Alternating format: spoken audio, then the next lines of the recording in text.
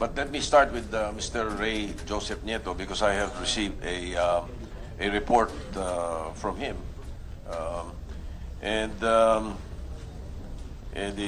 report I received is entitled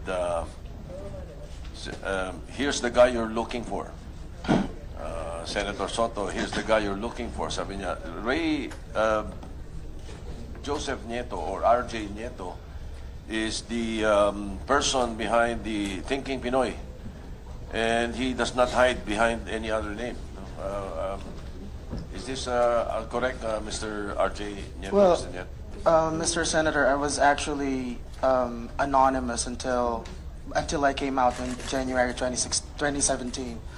Although the Liberal Party has known my real identity since as early as February 2016. So, half anonymous, half not. But I decided to remain anonymous because I don't like fame. So, yeah. But if somebody's gonna sue me, they can easily find out who I am. No. Yes. Actually, I follow your blog, and you show your face there. Even if you go by a certain name, alam naman kung sino ka. So at least alam natin yun.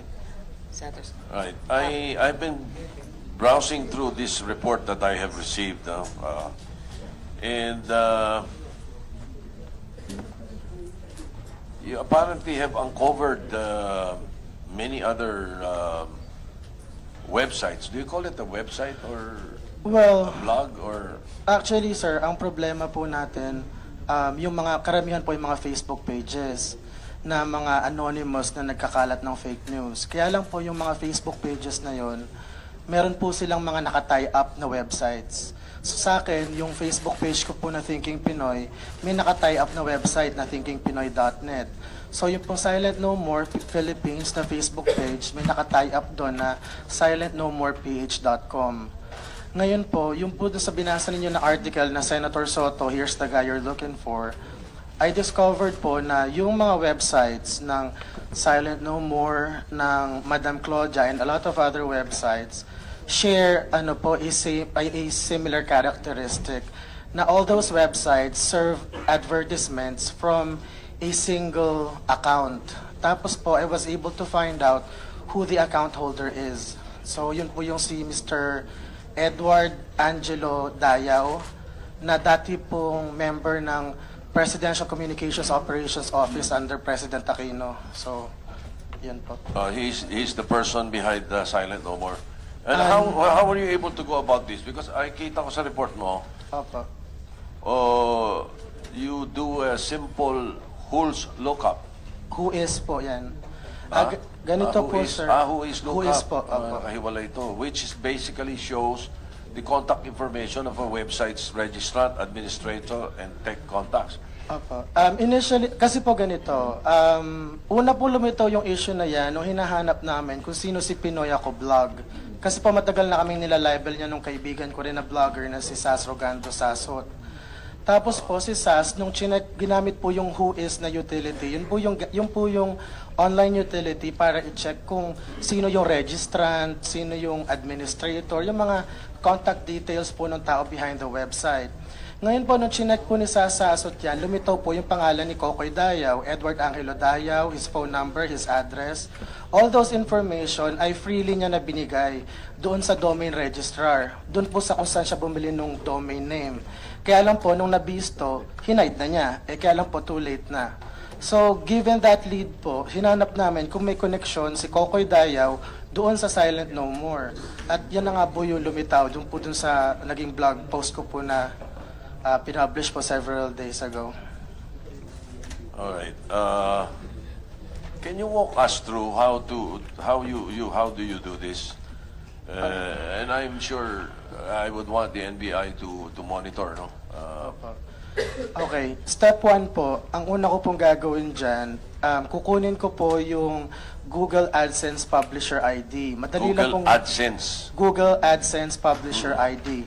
Yun pong Google AdSense, yun po yung facility ng Google na nag-aalaw po na kumita yung mga web owners by serving advertisements in their website. So kumikita itong mga ito. Opo, kasi po kayo Katulad sa nitong website po silentnomore.com na to. Lahat po sir, yung pinaka-common po na paraan para kumita sa mga websites ay Google AdSense. So, ang chinek ko po dyan, yung publisher ID nung Silent No More PH. Tapos nakita ko nga po na yung publisher ID starts with 8 something. Check ko lang po Opo, it starts with, it shows a unique publisher ID. Tapos po, ang ginawa ko sir after that, chinek ko yung mga ibang websites na gumagamit ng same Google AdSense publisher ID. At lumitaw nga po na kamukha niya ng kamukha niya ng publisher ID yung sa propinoy.net at saka po yung sa madamclaudiaako.com. Alright. Siya rin yan, yung Mr. Daya. Yun pong propinoy.net.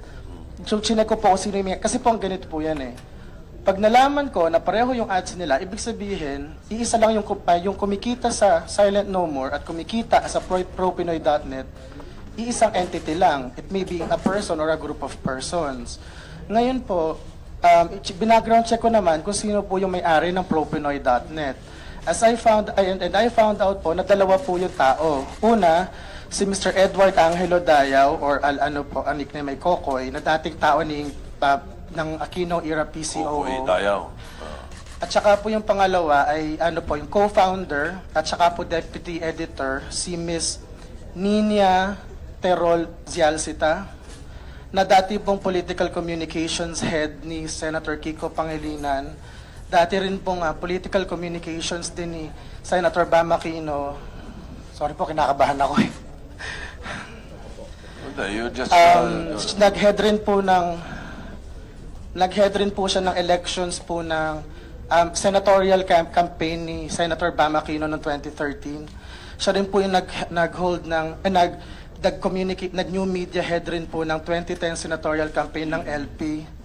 Siya rin po ang nag-editor po ng Tayo Magazine ng Tayo Foundation, isa pong award-giving body na finound rin ni Bam Aquino, ni Senator Bam Aquino.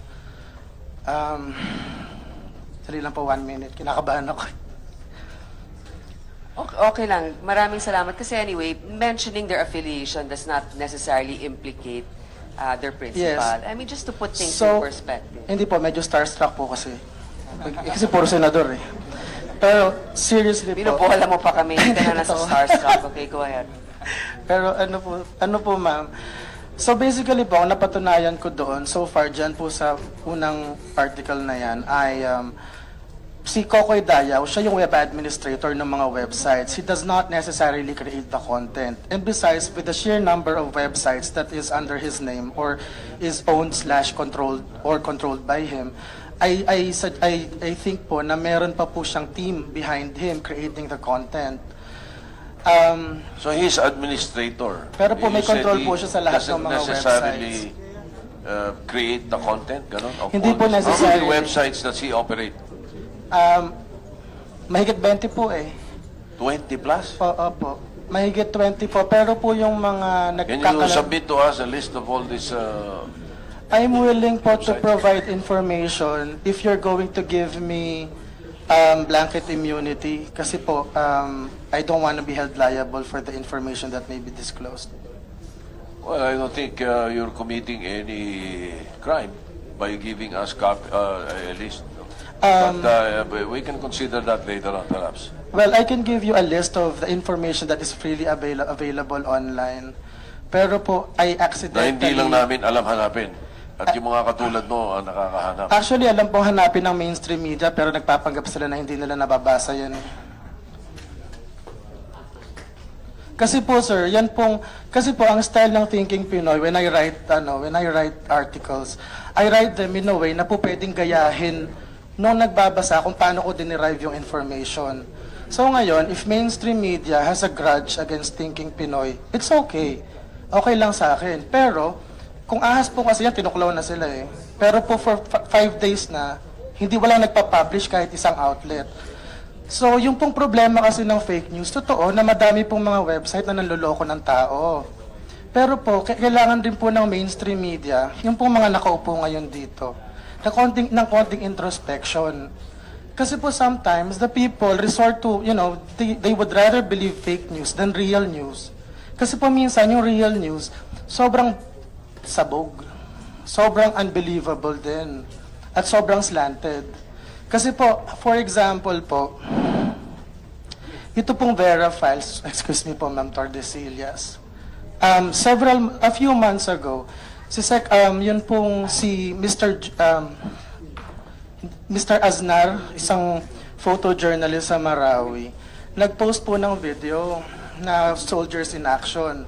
Ako po, as regular citizen, nagtaka ako, sabi ko, ba't ka nagpo-post ng ganyan? Kasi parang halos real time yung pagkaka-post mo, baka ma-endanger yung mga soldiers. Ngayon po, marami akong followers online, mga halos 700,000 po. Tapos, syempre yung mga followers ko, nabasa yon. Tapos nagalit sila kay Aznar. Oo nga, Aznar, ba't ganyan, ganyan? Tapos po, after that, nag-issue po, ginondemn po ako ng National Union of Journalists of the Philippines. Tapos po, after that, naglabas daw pa po ng fact-check yung Vera files about it. Ang basis po daw nila ay yung metadata nung mga pictures or whatever na nagsho-show kung kailan kinuha yung mga pictures. Kaya lang po, ang hindi ginawa ng Vera files ay i-check yung iba pang mga files ni Aznar. Basically po, ang napakita ko nung nagsulat ako ng rebuttal sa Vera files ay faulty yung mga timestamp dun sa mga files ni Aznar. So basically po, baseless po, pointless po yung ginawa nilang fact check. However, wala po ako narinig na reply or anything of that sort from Vera files. So what I'm saying is this, yung kung ano man yung, hindi ko po alam kung ano yung kahihinatnan ng Senate investigation na to. Pero ang gusto ko lang po ipaglaban sana, i-legislate natin yung right of reply. Hindi po necessarily sa print, radio and broadcast, sa TV, kasi po meron pong space constraints yan eh. At yun din po dahil kung ba't hindi po masa yung FOI dati. Pero po at least dun sa social media, tsaka yung mga websites ng mga news agencies. Now, for example, kung i-libel po uli ako ng Rappler.com, meron po akong space para mag-reply. Kasi po, sorry po, rant na to, pero totoo kasi eh. Noong pong January, inaccuse kami ng Rappler.com na tumatanggap kami ng pera kay Secretary Martin Andanar. At ang source lang ng Rappler po ay isang anonymous source. Tapos po, ang sabi ako at saka si Sas, binibigyan ng pera. Ngayon po, tinanong ko yung Rappler, ba't hindi niyo ako in-interview? Ang sabi nila sa akin, hindi naman daw kasi kami importante doon sa storya, pero kami yung nilibel. So, so ang point po dito, sana po i-legislate yung right of reply. Yun lang po ang hinihingi ko. Kasi po, pag nag-legislate po tayo against fake news, baka po maging prior constraint, so maging unconstitutional. Pero at least po, right of reply lang po pinaglalaban ko. Alam mo, tama, Senator Soto, mabilis lang, no? Pero tama yung sinabi mo, yung sa right of reply na ngayon may online tayo, hindi limited ang venue, yung space. So, maaari nga i-consider, Senator Soto. Yes, all right. You mentioned a Niña Terol. Is this the same Niña Terol who's connected with Macan Erickson?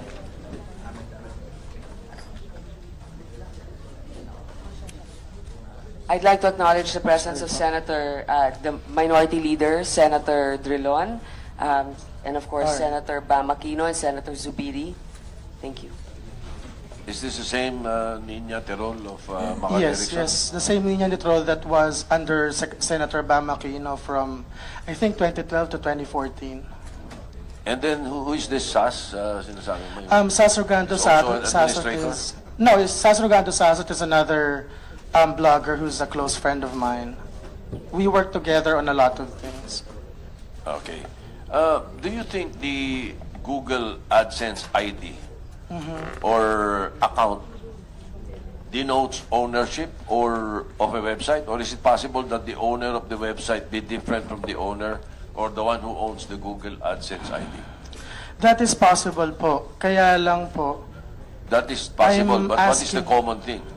I can answer that po in an executive session if you will grant me immunity kasi I don't want to break laws. We'll Because I consider have that. We'll consider that later on after perhaps the rest of the hearing is done. Opo. We'll consider your request. Pero disclaimer lang po, sir, Hindi ko po sinasabi na complicit si Nina Terol doon sa issue. All I'm saying is siya po yung Just, commonality. the name just rang a bell when you mentioned it. With the permission, Mr. Chair, Madam Chairperson, with the permission of Senator Soto, I just want to clarify, Madam Chair. Madam Chair, just a quick clarification because he wants to go into executive session. Why is that? I think he wants to go on executive session before he divulges certain individuals that are connected with certain websites or blogs. Why does it have to be an executive session, ma'am? Maybe we clarify. Well, I think he's just being cautious, and we can't blame the individual for being cautious. But Mr. maybe we have a Chairman, lawyer I don't here think to he's being explain. cautious at all, Mr. Chairman. After all, he's been stating individuals who had worked here already. He mentioned my name already. So, nasan po yung caution doon? Baka Well, magandang ikwento na lang ho niya lahat ngayon. Well- Magkalabasan na, Mr. Chairman. Hindi, alam mo, there's a way. Okay. Wait, Madam Chair. He merely said some of the questions he would like to answer or give to my questions. He would rather give it in executive session. He's not asking for it, and I am not moving for it. So let's take it easy. Relax lang kayo. Huwag kayong masyadong hot. Hindi, alam mo, Wala unang-una, naman humihingi na executive session eh. Hindi pa ako tapos eh.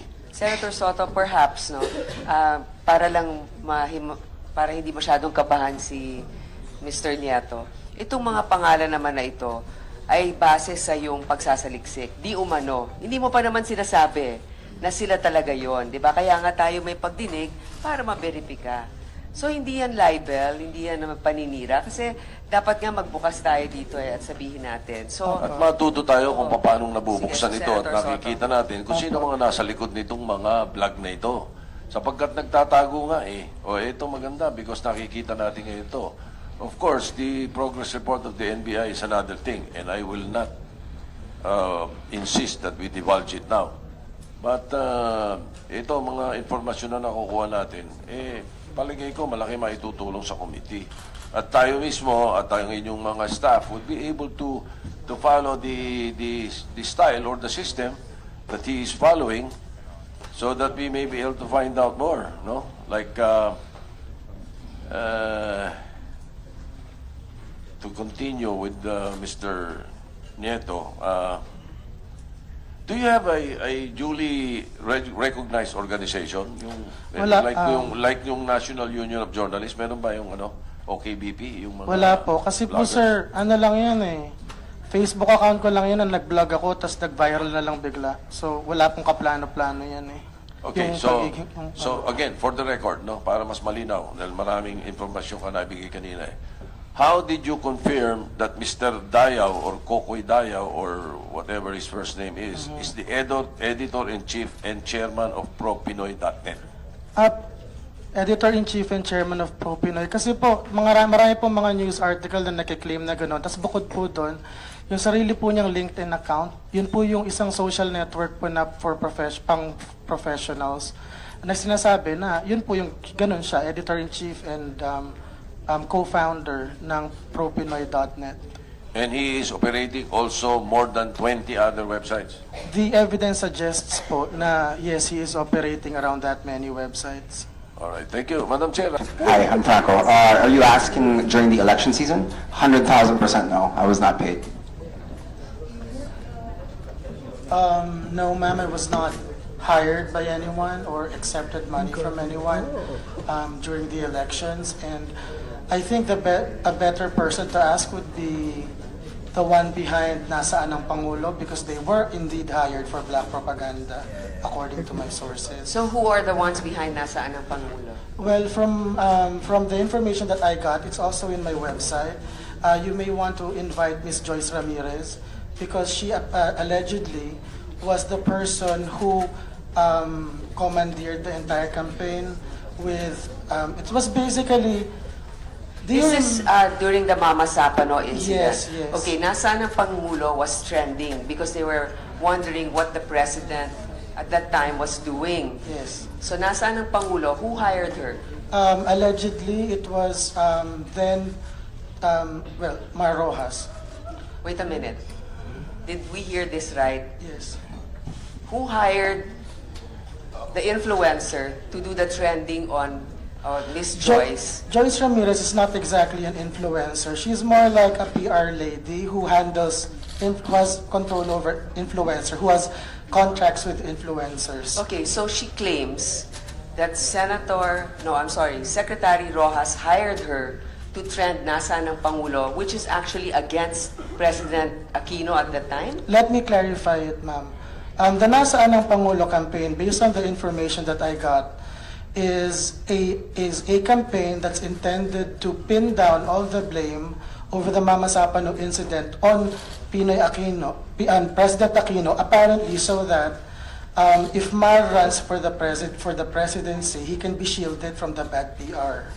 So basically, back then, because the Mama Sapano involves the DILG and Mar was under DILG, it will be Pinoy and Mar who will get the flack for it. So Nasaan ang Pangulo apparently was intended to focus all the bad PR on Pinoy and insulate Mar. This is a very controversial and strong allegation against the former secretary. I hope that there's actual proof to this, that her services were contracted for this. And are there witnesses? Yes. Who is this? Secretary Lacerda. It's a very offensive statement made by Mr. Nieto here, an allegation that has no basis. We were at the day that the caskets were flown into Fort Villamor. We were all there. Mr. Nieto spoke of a very irresponsible statement, and it's very malicious, all on the basis of allegations. You cannot speak in this floor before honorable senators an allegation which has no basis. That particular statement is malicious.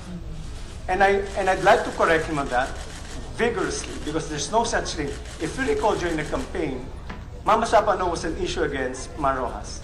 And if he thinks that Nasaan ang Pangulo was used as a basis to distance Mar Rojas from the president, wasn't true. The fact is, we were all there. President Aquino chose not to be in Fort Villamor at that day because he wanted the family members to spend time with amongst themselves. Secretary Lacerda, actually, when we look at the statement alone, or the act, Nasaan ang Pangulo, which is a Twitter hashtag, that's not fake news, it's a question. It just so happens it trended, and of course it's malicious if somebody, provoked it and promoted it, financially also supported it. So would you have proof? Yes, ma'am. Actually, I wrote about this in, one second, ma'am. I would also like to make it clear that we are a bit digressing, but the point in this entire topic is that if there's someone to ask, you might want to ask her. So I wrote this in February 2017, and this Miss Joyce Ramirez gave away a Microsoft Word document to other political camps while she was pitching her services, and it includes the Nasaan ng Pangulo project. And the Microsoft Word document that she was giving out has her name on the author, on the metadata field for author. So yeah, that's the evidence. Therefore, Madam Chair, the person behind the Nasaan Pangulo is Joyce Ramirez. Well, the evidence suggests the evidence proves that. Okay, so who is she? Well, I don't know. Madam Chair, he is accusing based on the basis of 6 degrees of separation. That is not evidence. As a lawyer, I can speak. Attorney Florin Hilbay here is a lawyer. Those are not considered as evidence. You know, I agree, Secretary Lacerda. At this point, this is still hearsay. But Mr. Nieto is saying that perhaps Joyce can come here and testify. What he's actually leading it towards that because he said that the document has Joyce imprint on it. And the second point here is, I think the most important person to ask here is Mr. Kokoy Dayaw, but obviously he didn't want to go here today. The second one is Ms. Joyce Ramirez, and the third one would be Mr. Pete Silva. Mr. Pete Silva, in around January 2017, allegedly circulated a list of instructions that's intended to shield Vice President Leni Robredo from flak arising from her U.S. trip in the middle of Typhoon Nina. So this this basically is the center of the Leni Leaks issue that went viral in January 2017. That email is just an email, and it could have been hearsay, but it was commissioned on Filipinos Overseas Chief Imelda Nicolas, the sister of Lloyda Nicolas Lewis, who shared it. And Mr. Pete Silva basically appears to be someone who's directly connected to the office of the Vice President and who issues specific instructions on how Leni supporters will react. Because the email that he circulated shows that from the office of the Vice President, so this is, we're going to have a problem, something like this. We're going to have a problem when Leni comes back home. She's going to be attacked. So this is what we're going to do. Attack Bongbong Marcos and say Sandro is stupid, that he didn't graduate from Oxford, stuff like that. Very black propaganda. So the point here is we might want to, because when the news, sorry, I'm a bit digressing, but when the news organizations reported about it, I think they intentionally ignored that Pete Silva angle. So if we want to have a better idea on how the propaganda machine works, we might want to invite him too. So there's three people. First is Kokoy Dayaw. Second is Mr. Pete Silva of the Leni Leaks controversy, because Kokoy might know Pete. And then number three is Ms. Joyce Ramirez. But Ms. Joyce Ramirez is just an optional, it's just optional. So Pete and Kokoy are more important than Joyce. Madam Chair, may we ask Mr. Nieto to submit to your committee documents that he has acquired or in his possession to prove these allegations, or the reason, not prove, but why he is making these allegations, these documents about coming from nasa ng Pangulo and all that stuff.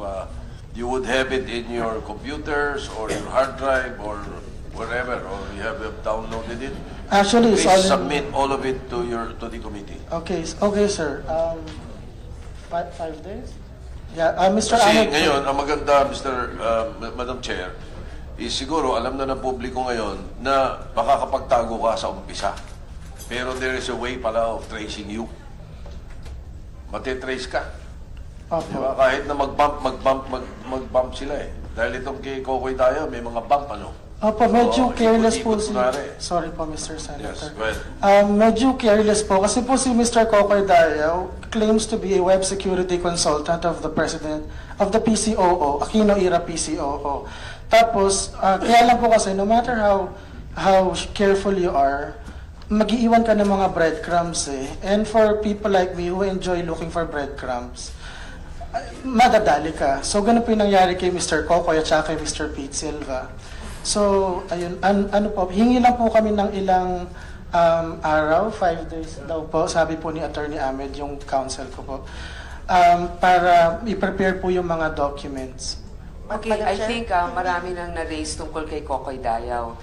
Obviously, is central to this hearing, but perhaps we can also move on to other questions that might...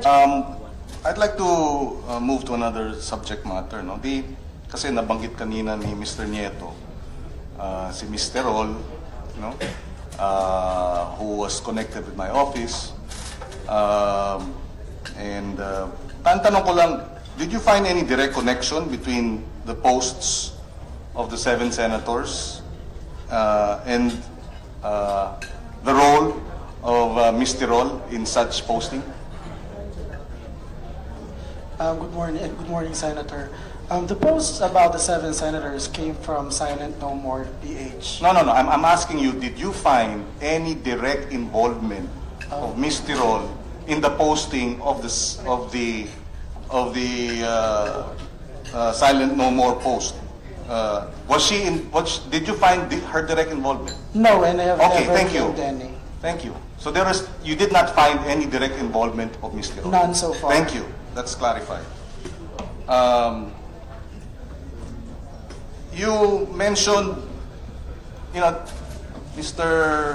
Nieto, your blog is Thinking Pinoy. Yes, sir. And then you, in one of your blogs, I think in 2016, you said that you wrote an article about the reasons why LP needs to assassinate Duterte. Yes.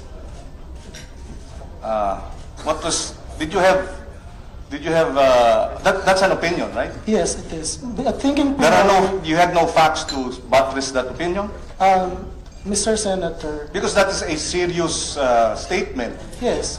Thinking Pinoy, sir, is a political... So are there were there facts? Did you provide facts for you to be able to somehow conclude that the LP needs to assassinate President Duterte? Actually, sir, I can answer that if you'll just let me talk, with all due respect. Yeah, I will let you talk. Go ahead. Thank you, sir. That's why I'm asking. Thinking Pinoy is a political opinion blog, and I like imagining scenarios based on what I think is how people would act. I try to understand human nature. So when I wrote that particular post about why LP would need to assassinate Duterte, I'm not saying that LP will assassinate Duterte. What I'm saying here is what are the incentives behind doing that. So it's basically more like, for a business, it's like continuity planning, seeing contingencies, preparing for the worst. But I'm not saying that it will actually happen. And I'm not saying that LP indeed intends to do that. Yes, I understand. Yes, sir. Of course, I'm saying this in the context of many events that have taken place in the last several months, wherein the LP has been the whipping boy of those who feel that threatened by our dissent or our criticisms. Lahat na lang sa amin sinisisi. Nung hindi na-confirm si Secretary Yasay, may LPD stab daw. Meron daw 100 million pondo na para daw sa mga testigo. Sabi ng Department of Justice, LP daw ang gumawa. No? Napaka-conveniente. So it somehow falls into that kind of framing, no? That the LP needs to assassinate Duterte. Also, here you said, Thinking Pinoy 2016, Yes, sir. an alleged plan by Liberal Party to take over government. Which particular article was that, sir? It says, oust Duterte, Laila, Lenny, Lourdes, Loida, LP, People Power Duterte. Yes. So you confirm that you also wrote this article? Yes, I wrote that article, but it's also an analysis of possibilities. So basically, what I tried to do in that article is to look for possibilities. Yeah. I'm not saying that they are certainties, but in the viewpoint of information that's available to the public, that's what a normal thinking person on the street would conclude. But as far as I can see, I never made any allegations there of people plotting whatever. Well, another question. No? Earlier, Senator Binay raised the question of being compensated. And all of you said you were not being compensated during the elections. Yes. Are you being compensated now by government? Right now, I am a consultant for the Department of Foreign Affairs. I am the head of strategic communications content of the Office of the Undersecretary for Migrant Workers Affairs. Initially, I wanted to work there pro bono because I don't want to get hit just like how Mocha got hit when somebody says she earns like 100,000 a month. How much are you receiving? Right now, it's just 12,000 pesos a month, a very nominal amount. Mm-hmm. So you are now a consultant? Yes, just a consultant for DFA OMWA. Head of the strategic communications. Yes, sir. So in the same discussion earlier, you are now a consultant working in government. Yes. And therefore, arguably, not arguably, I would say, you are also covered by the Code of Conduct of public workers and public officials and employees. In the same way that ASEC Usod is also covered by the Code of Conduct. You're receiving 12,000 pesos a month as a consultant. Do you have people under you? No. So you work on your own? Yes. Okay, so you don't have any, do you have an office? No, not really. Okay. So you work.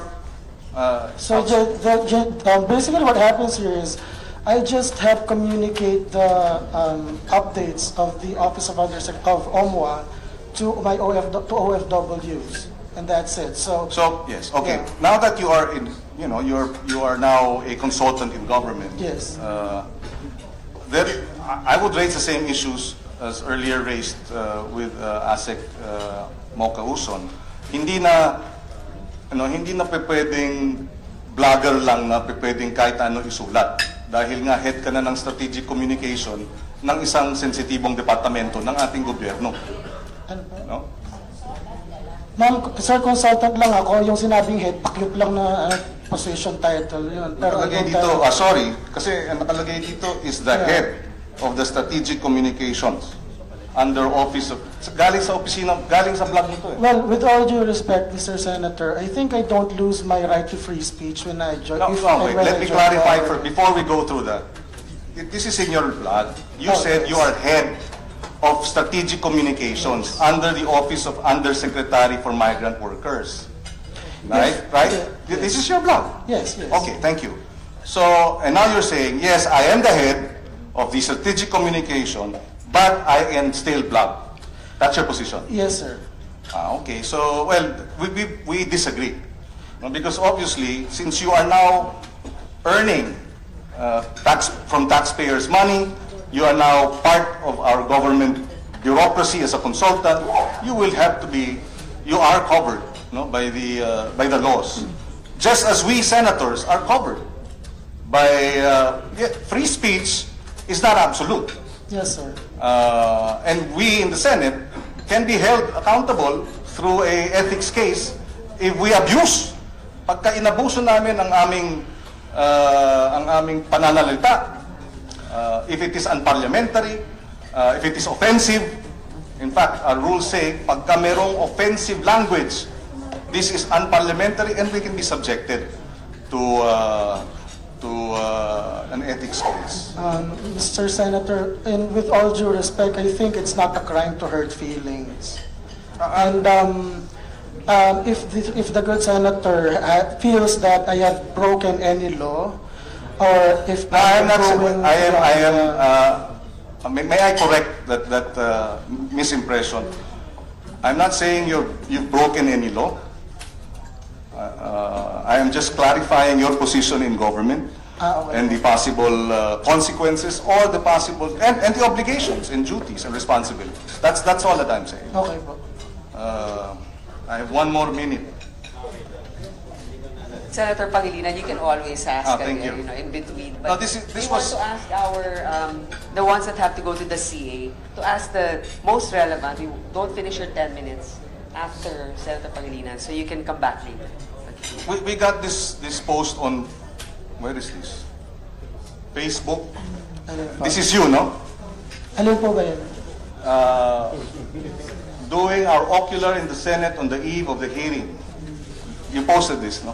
I didn't say there was an ocular.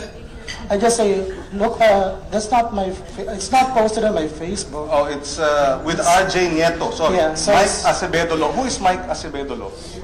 So I didn't post it. So where is Mike? Is he here? Yeah. So you shared it? Okay.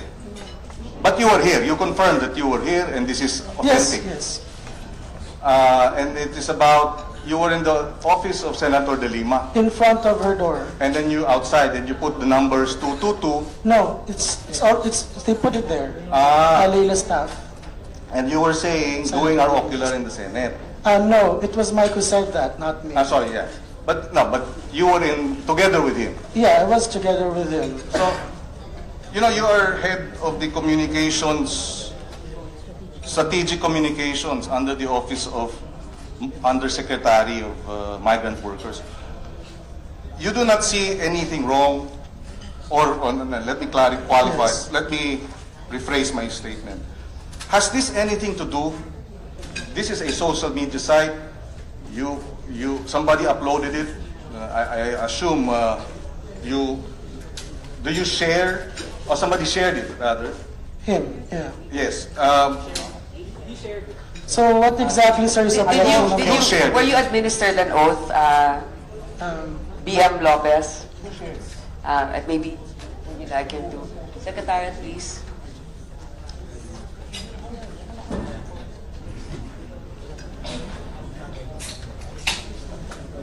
Please, your right hand. Do you swear to tell the truth and nothing but the truth in these proceedings? Thank you. Okay. Sorry, sir. So RJ, Mr. Nieto, you shared this. No. In your own page. You shared this in your own page.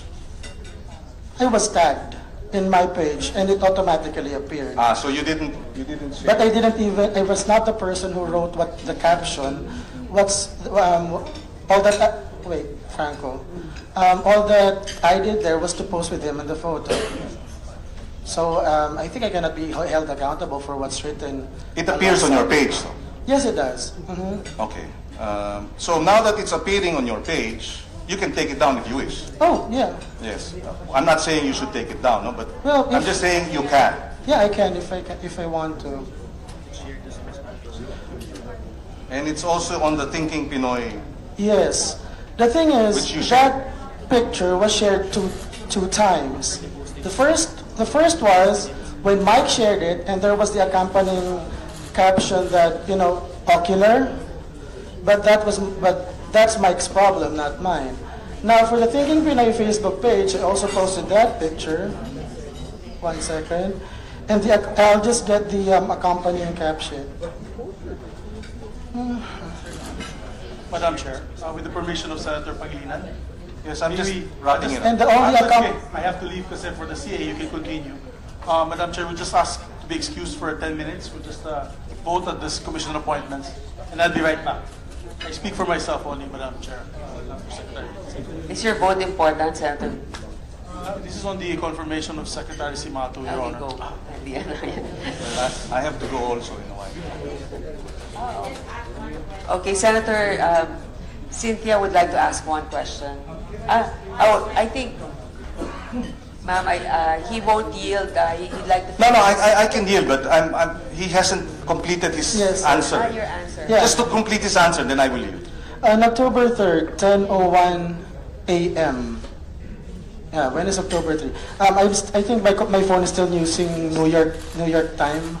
So anyway, wait, don't coach me. All right. I posted the picture, and the accompanying caption is, "When you see it." It shows a picture of me in front of Senator De Lima's office. Oh, there. So I don't have to describe it anymore. All right, the next post will be, "Oh yeah," and that's it.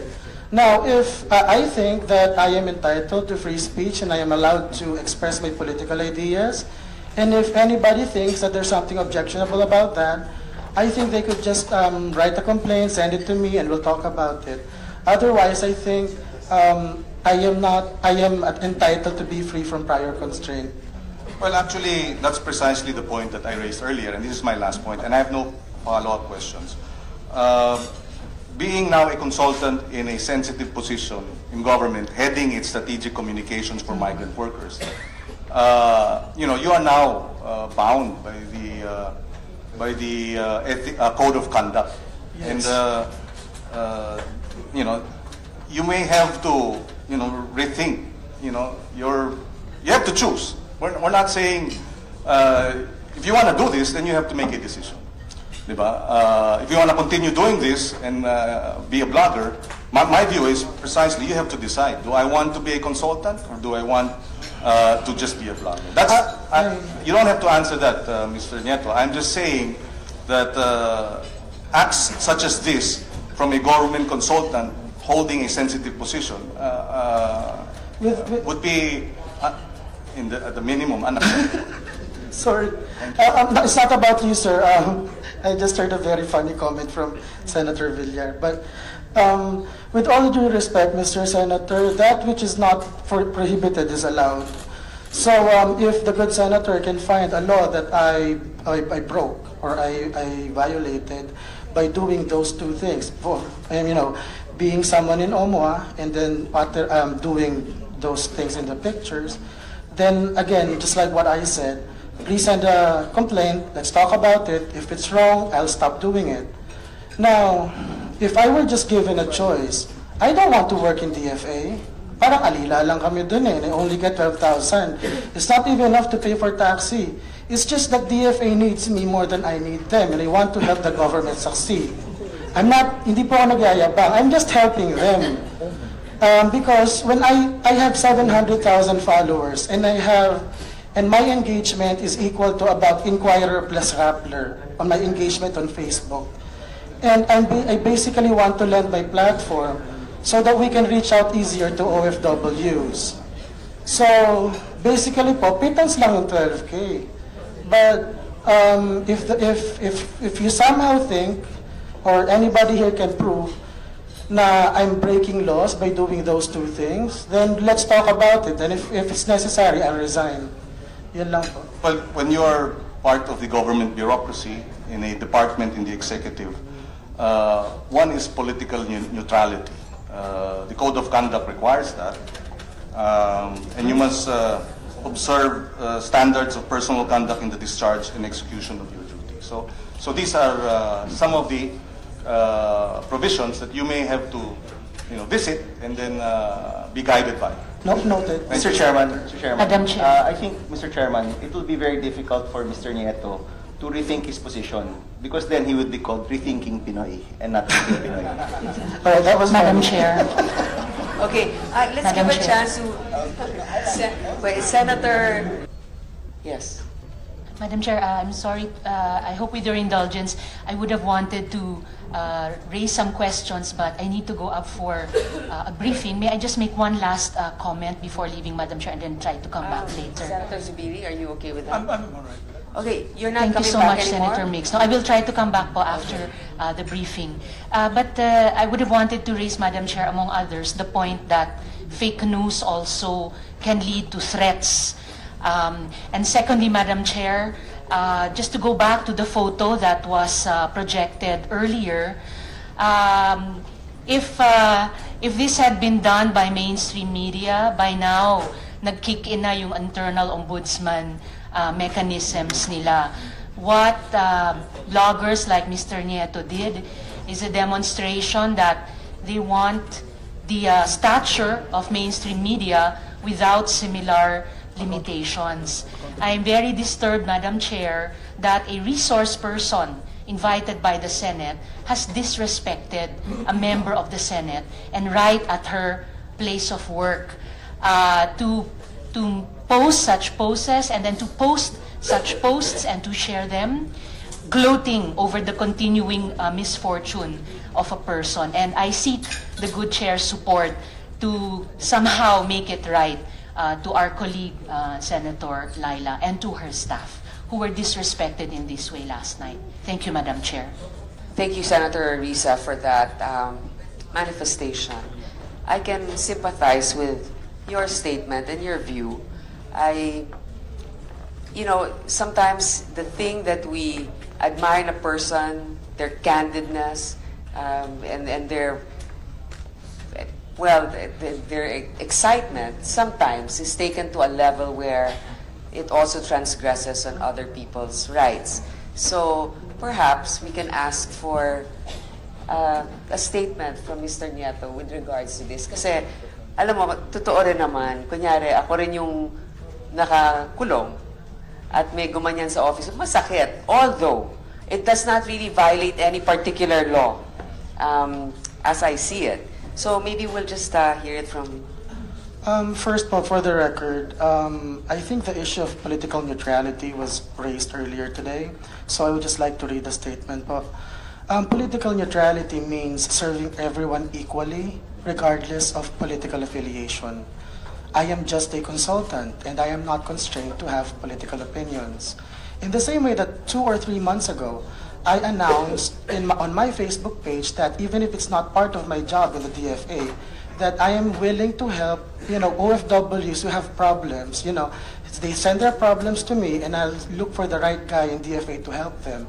And there's even a quote there, which is a bit snarky, I admit. But I said that even Senator Risa Ontiveros can ask help from me, even if I don't like her. And I respect you as a senator, ma'am, but I have my own, opinions in life.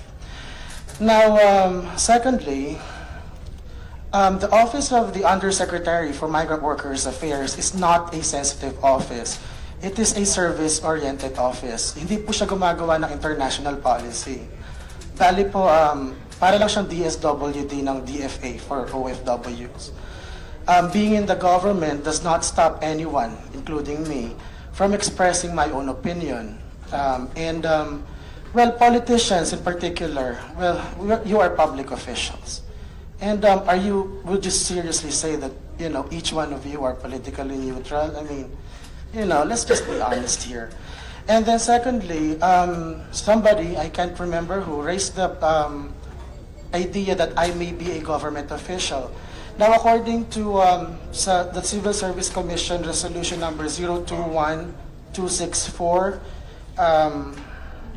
what year is this? Hold one moment, ma'am. I can't see the year here, but I'll just read it for everyone's guidance. Because I'm not testifying, I'm just a resource speaker. A consultant is one who provides professional advice on matters within the field of his special knowledge or training. In my case, it's the field of social media.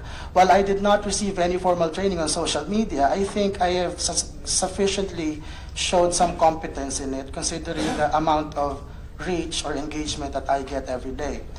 Thus, there is no employer-employee relationship in the engagement of a consultant, but that of a client-professional relationship. Thus, consultancy services are not considered government service, and so I am not a public official. So when I broadcast stuff on my Facebook page, that is Ray Joseph Nieto speaking as the regular citizen. But when I give advice to the OMWA, to the Office of the Migrant Workers Affairs, and that's where my job kicks in. So as to the question on whether I should be nicer to people on my personal blog, I do not think so. I mean, honestly, Madam Chair, I have criticized you several times before, but it was in the intent of telling you how you should act based on my opinion. You don't have to listen to it, but when that opinion gains traction, that means a lot of other Filipinos think the same way I do, or maybe agree to what I try to say. So instead of, blaming me for what I say, maybe people should start to listen. Because after all, we're a democracy, and when a lot of people say the same thing that I say, then maybe it's time to, stop complaining and start listening. And that's, that's all I wanted to say. Thank you, Madam Chair. Madam Chair, siguro suggestion na lang kay Mr. Nieto. Since consultant ka nga, baka pwede alisin mo na lang yung head of okay lang po yun. strategic communications, because it creates the impression that you're part of the bureaucracy. Apo, ma'am. Just a suggestion. Sige po, ma'am. No, of course, when we get likes in our Facebook, it emboldens us, it empowers us, it makes us feel that we are doing the right thing. It's not necessarily the case also that numbers will actually justify what we do. But, I can respect what you're saying about me. Yes, you've criticized not only me, but many of us here. But in being fair to you, Mr. Nieto, when the other camp, Open Source, came out with supposedly an issue about me, you corrected it with research. In fact. Yes, and you were a supporter of President Duterte. I mean, you were very transparent, but you came out with the proper research saying that what they were claiming is untrue. And I would also like to state for the record that at some point in the past, there was a picture that showed Senator Risa Ontiveros allegedly holding the hands of Senator Kiko Pangilinan, and there was this chismis. Yeah. What I did was to post it on my page and tell them this is fake. This is just an angle. I am clearly not in favor of the Liberal Party, but when false information is shown online and it spreads, I try to correct it. And if in the events that I felt that I did wrong, I issue errata. You could just go to the Thinking Pinoy Facebook page and look for the word erratum in the search bar, and you could see that I actually issue errata on what I post. Yes, that's why we may or may not agree with you. This is sometimes what we say is, hindi na natin alam paano mag-isip ang millennials. Diba? Pero, pag pumupunta kami sa mga blog, actually us here in the Senate, we should be checking those sites so that we know how people think, not necessarily that we will agree. But if there's anything, you do excellent research. And that's the truth. You do excellent research. Sometimes against us, sometimes for us. So I hope you keep that the neutrality. Like, if you're in a board, you can be an independent director. You can be in government, but an independent consultant. So I guess